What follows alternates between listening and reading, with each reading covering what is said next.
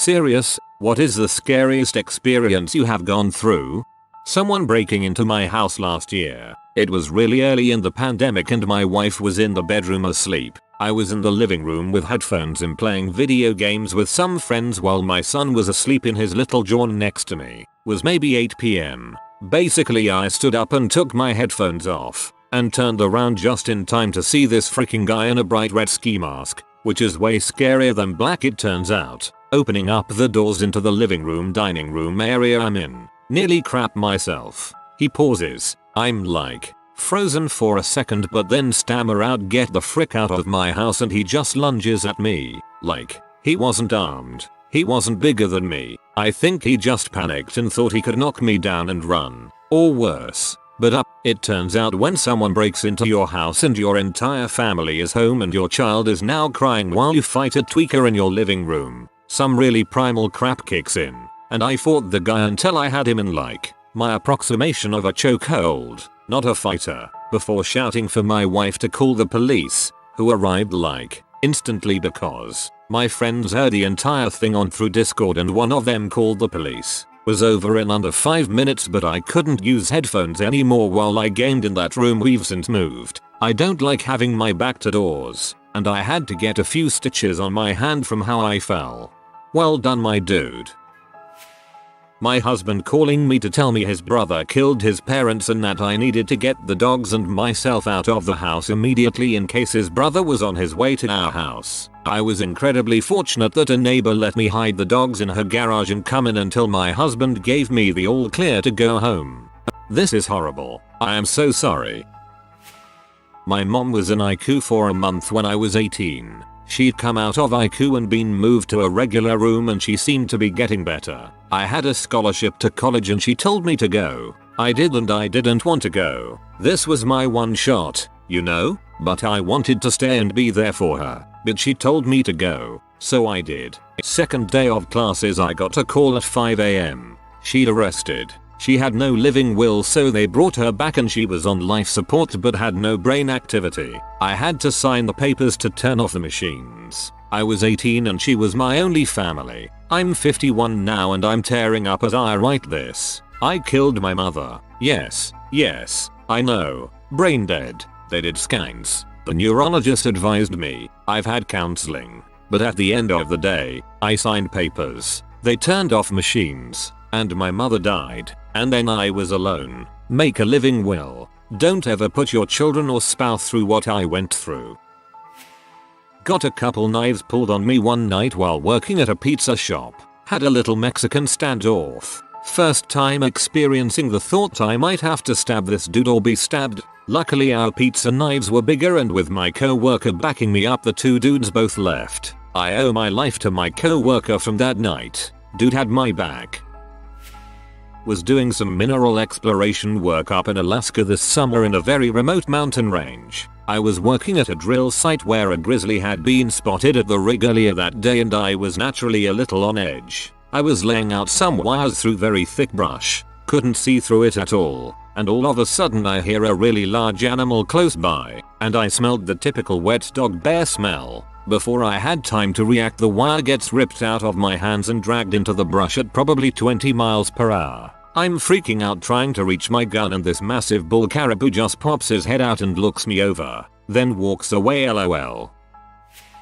It's happening right now. My wife is in the ICU with pneumonia on top of a year-plus long battle with cancer, sedated, on a ventilator and barely clinging to life. Her heart could just give out at any time and that's it. I'm literally sitting in her room all night fully expecting to lose her sometime tonight or in the next couple days. I've been through some scary moments in my life, but in a completely different way. This is by far the scariest night of my life. I got caught in a rock slide and fell off a cliff while backpacking. Early spring. Things were starting to melt. We were hiking on a ridge and looking for a way down the side. Maybe a 60-70 degree loose scree slope to a stream about 500 feet below. I was in the lead, heading down at an angle, rocks kicked out from under my feet, and I fell backwards onto my butt. All of a sudden, the entire slope around me began to move en masse, like an island of broken up rocks with me sitting in the middle. I rode it down the hill, bouncing off stuff and trying to stop myself and dig in, but no luck, just picking up speed. At the bottom, the hill dropped off to a 40-feet cliff, and I was launched off with the slide. I landed in a pile of debris and loose stuff that previously came down, including a lot of loose snow, which mostly absorbed the energy. I was mostly okay, muddy, lots of scratches and bruises, a separated shoulder and broken tailbone, but I was able to walk out. My one memory is being in midair, time standing still, and looking to my left at a stove-sized boulder likewise suspended in the air, about 6 feet away. Any good size rock would have killed me. Crossing Taylor's Fields, one of the biggest dangers outdoors. You get a single good slab moving downhill a speed and it will kill. When I was a teenager I had an irregular heart rhythm and required a medication called adenosine. Adenosine is usually given via infusion just once or twice in hospital under careful monitoring, and the side effects include an impending sense of doom. This side effect relates to your heartbeat temporarily stopping. This fires signals to your brain, telling you it's time to panic, or you've reached the end. Impending sense of doom doesn't begin to describe it. I was told in advance, but nothing prepares you for it. I went from sitting on the hospital bed, just finished a sandwich and thinking about my year 11 exam, to suddenly being certain that I was going to die here. I've never felt so sure of anything. I couldn't move or speak, and my mind suddenly raced very fast, to the extent I couldn't keep up with my own thoughts. It was similar to what you hear about your life flashing before your eyes. My brain was drowning and telling me to find more oxygen. Even though I was breathing fine, I was suddenly sure this was a nightmare, that this hospital was fake and all the doctors and nurses were actors, and I was poisoned. Then it was over in seconds. I haven't had a single heart problem since. I was recently diagnosed with SVT and dear lord I hope I never have to take adenosine. That sounds horrifying. Two are tied. Being shot when our neighbor's gun accidentally discharged and the bullet came through the shed wall, severing an electrical line, barely missed my head, glanced off my chest, and landed on the other side of the room. The sheer thought of what could have been if I'd been laying an inch further left is terrifying. Gas pedal getting stuck while driving home from my mom's funeral. I somehow managed to get the car pulled over and turned off, but I was going 85 mph plus going uphill. If it had got stuck 3 miles earlier, I'd have plunged off a seaside cliff, taking my aunt, cousin, and 9-month-old daughter with me. I would call mine more traumatizing. 10 years ago I found my father dead on the couch, watching Ems perform CPR and then seeing it done on him at the hospital when I arrived is forever branded in my mind. Witnessing it has had a more damaging impact on me than him being gone. Hope you're seeing a therapist or something. Death of a parent is traumatic enough, but to deal with what you did, so sorry.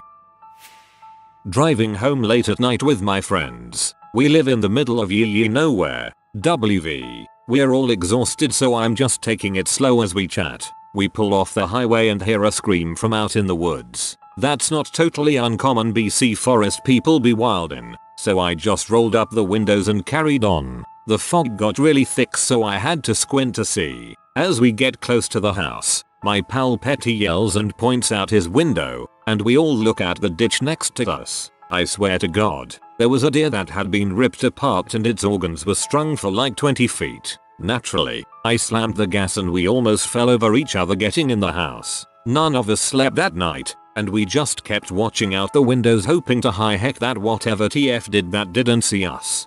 As someone who lived in WV, the phrase "the forest people be wildin'" is entirely accurate.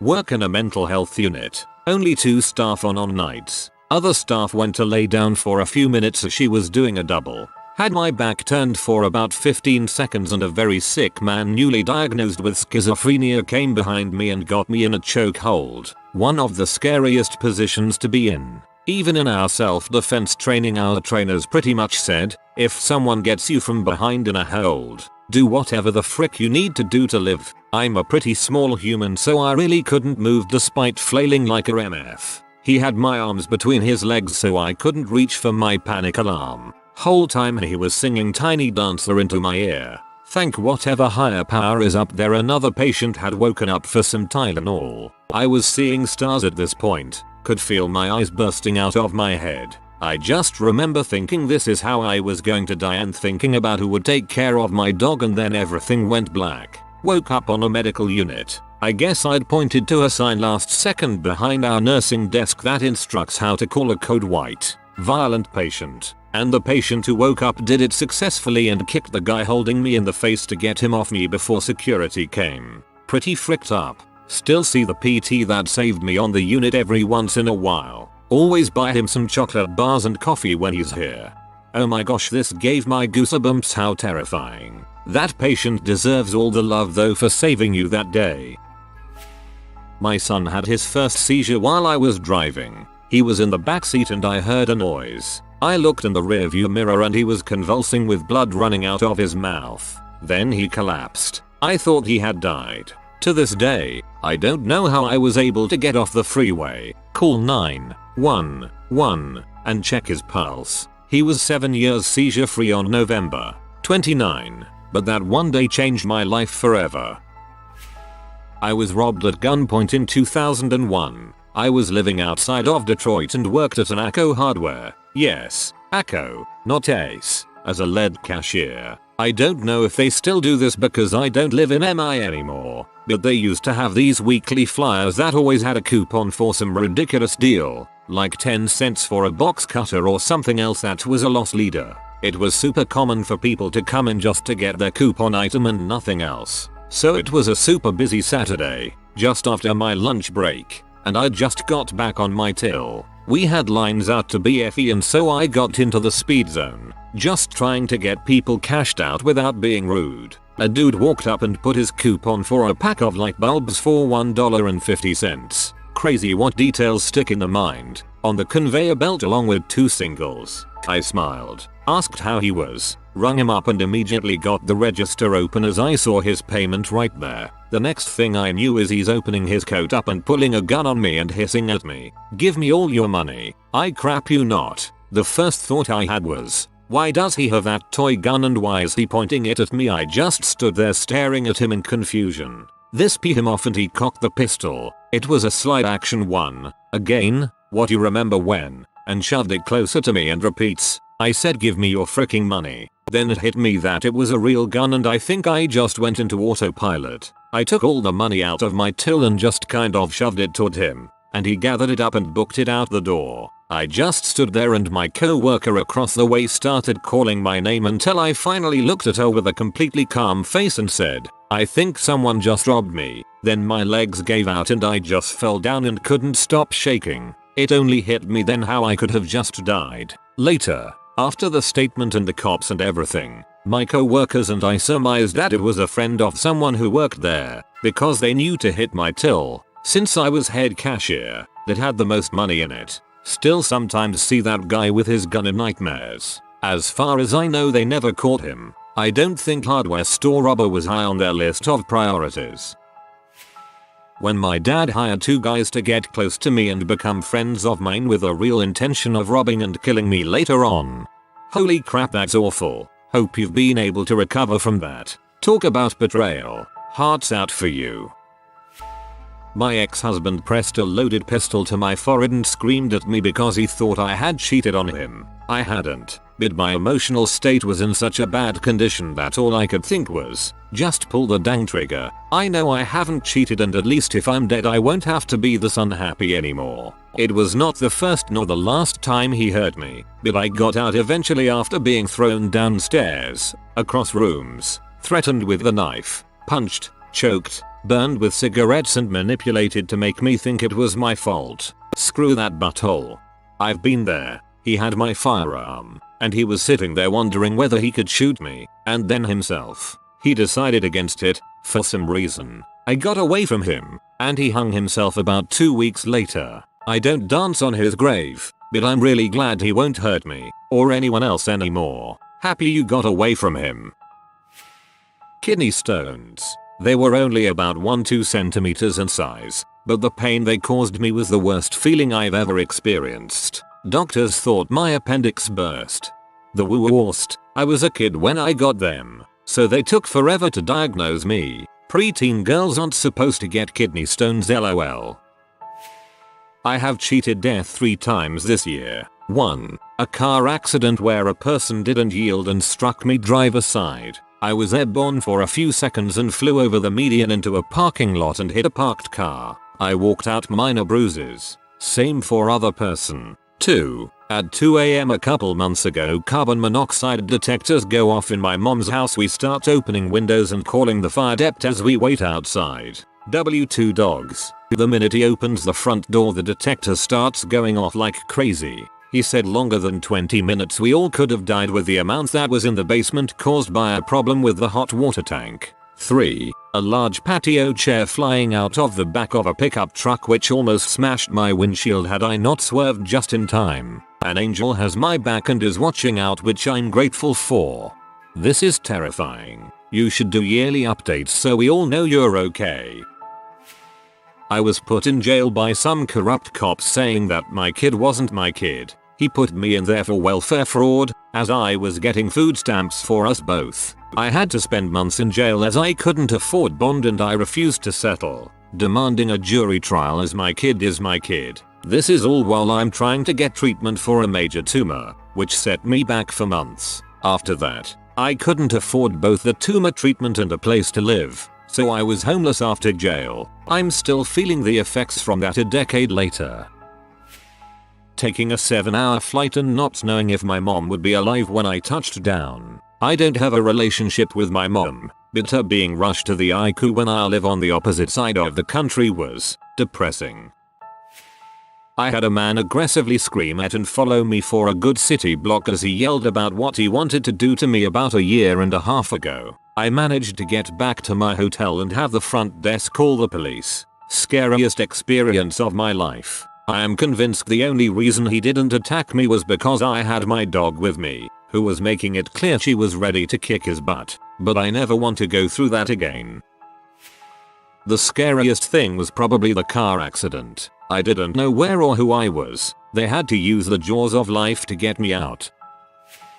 When my daughter was about 2 and was choking on something, I tilted her upside down and beat her back. Nothing came up. She was making zero noise, fully suffocating. I was a complete mess. Thought she was going to die in my arms. No sooner than I was out the door to jump in my van for the hospital, she started whining and coughing. Best sound of my life. Took her to her pediatrician right away. They sent us to hospital for x-ray to see if object had been swallowed or possibly rearranged in her trachea. Got home and there was a bloody nickel on kitchen floor where incident occurred. The whole thing probably lasted 20 seconds of her not breathing, but it felt like nightmare slow motion. This event actually pushed me to pursuing an EMT career. I completed EMT basic, ended up deciding it wasn't the field for me, but the schooling was a great course of first aid I will carry forever, and I learned CPR and Heimlich, which I feel every single caregiver should learn. This is my nightmare. With 1 kid, it was easier to keep the environment clean and controlled, but my baby is gonna start crawling soon. With a 5-year-old tornado in the house, I'm gonna have to be extra careful he doesn't leave small choking hazards where the baby can reach. I was visiting some family in Edmonton years and years ago, and they used to have this big fair full of rides and attractions. I wish I could remember the name, sorry. All the rides were your standard carnival rides, the Gravitron, Tilt-A-Whirl, Log Flume, etc. I had gone to many of these traveling fairs in my time and had a good time, so thought nothing of it. After going on a few rides and having fun, I decided to go on that ride that is the boat that goes back and forth before going all the way around. So at the beginning everything seemed fine. However, at a certain point when going back, the safety bar that was supposed to hold me in place just fell forward. It had not locked in and the ride was underway. The ride started heading the other way and the safety bar fell back onto me again. I pulled it as hard towards myself, hoping to lock it into place. Yet when we started heading back, the bar just flopped completely open again. I was crapping myself. I literally thought I was going to fall out of this ride and die. All those carnival horror stories were true. I was fearing. I just wrapped my arms around the bar and held myself with my hands. If worst happened, I would dangle from the bar, I thought. Fortunately, after a rocky ride, it came to an end and I was safe, with maybe only leaving my seat a few inches. I immediately ran to one of the workers after I got off and told them, The ride was shut down for 30 minutes after and I was done having fun for the night. The only other time I've been that scared since was the few times I've had sleep paralysis. I'd say my mother's cancer, but especially her last year. The first ones were bad to the point I would go to her bedroom to see if she was still breathing whenever I felt there was too much silence, but the last one was nightmare. Still remember one day when she had a really bad fever, and while a nurse friend of hers worked on it, I went to my bedroom and lied in like fetal position in my bed crying like a child. I was so dang scared. Being held underwater by some classmates in high school. Not the worst or most damaging thing I've gone through. Not even close to being the worst incident of bullying, but it was the most frightening. Yep, I was 5. A family friend convinced me to go underwater and get his toy. He then sat on me. He was about 12 and was a lot bigger than me. Family found me on the bottom of the pool. They said I was under for 3-4 minutes. He told them I dared him to do it. He's been in a psych ward since his 13th day. He's now in his late 30s, early 40s. And I can't go in a pool ever since. I had found out that the man I had been dating for the last 9 months was an active IV drug user and I couldn't get free from him. I had gotten up to leave for work one morning for my 6:30 shift an hour away. As I was getting ready, I heard his alarm go off. Turns out he had a scheme to take me to work so he could run drugs across the East Coast and use my car, apparently with another female. I told him no, that was not happening, and the next thing I knew I was running for my life because he had a loaded gun hidden between the bed and the nightstand. I remember hearing metal hit the floor and the evil look in his eyes. OMG, that sounds like a real nightmare. I'm so glad you managed to get away. My perception of time is off. I think this was last summer. I was out camping with the wife, now ex, and kids, and we decided to go swimming. The kids were playing on the beach and wife and I decided to swim out to the boundary line and back. About 80% of the way there we both got tired as we had grossly underestimated the strength of the wind and current we were swimming directly into. We turned around to go back and it hit the wall. Neither of us could touch bottom and were already completely out of breath from swimming against the current. We both started to hyperventilate and each screamed towards shore once each. The beach was nearly empty other than 2 adults and 2 kids on the far opposite side of the beach in chairs with clothes on, who probably couldn't even hear us or tell what was going on. As we both started to fall swiftly into sheer panic that neither of us could breathe and my wife started to go under, I used every last ounce of strength I could muster and cheered her on to keep going. Suddenly, I could just touch the bottom with my big toes extended down. I grabbed her arm and dragged her forward in the water until she could also touch, and we managed to get back to shore. I've been swimming hundreds of times, maybe thousands. I grew up on the lake. Never have I felt so close to drowning in my entire life. We packed up camp that day and went home after she and I both fell asleep in the blistering summer heat at camp under a tree. I was seriously messed up mentally the several days following. It was a mistake I had never made before and definitely never will again. We really should have known better, but we were enjoying the water and it's difficult to explain, but the bay we were in was so big that comparatively the distance that safety line was from the shore made it very hard to judge, and we both just made the bad decision because of that. On a calmer day we might have made it to that line, but it was quite windy that day and the current was way stronger than either of us had realized until it was too late. Swim parallel to the beach and then ride the waves back in when you're out of the rip current dragging you out. If you are new to the channel, you can subscribe. I publish new videos every day. Until then, check another video.